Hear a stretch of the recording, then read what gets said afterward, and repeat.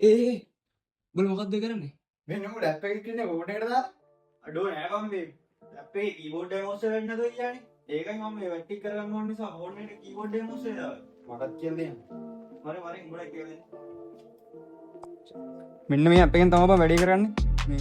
මේ ඇප් එකේ ලින්ක් එක මම උඹට දාන්න.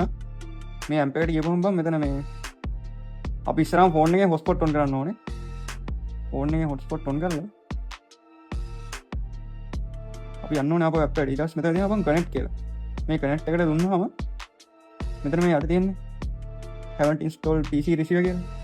අන්න මෙන්න මේකෙන් ගිහිල්ලා මේ IP address එක ගහපුවාම බං අපි ලැප් එකට කනෙක්ට් කරන්න ඕනේ මේ හොට්ස්පොට් එක. කනෙක්ට් වුණාට පස්සේ දැන් ලැප් එකට කනෙක්ට් කරා.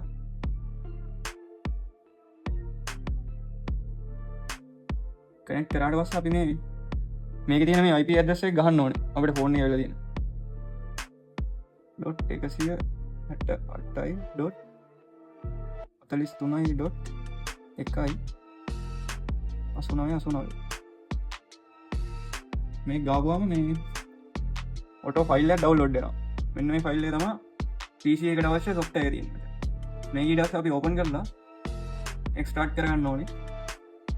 මේ තියෙන්නේ මම මේ විදිහට එක්ස්ට්‍රැක්ට් කරපු ෆයිල් එක. මේක තමයි software එක තියෙන්නේ.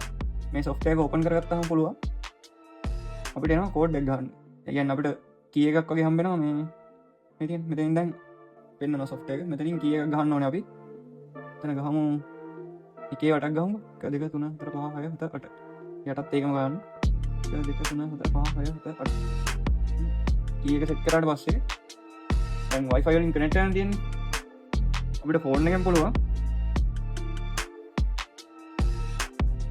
ෆෝන් එකෙන් මෙතන ආවම මේ පැත්තෙන් IP address එකක් තිබෙන්න මේක කනෙක්ට් දුන්නාම වැඩේ හරි.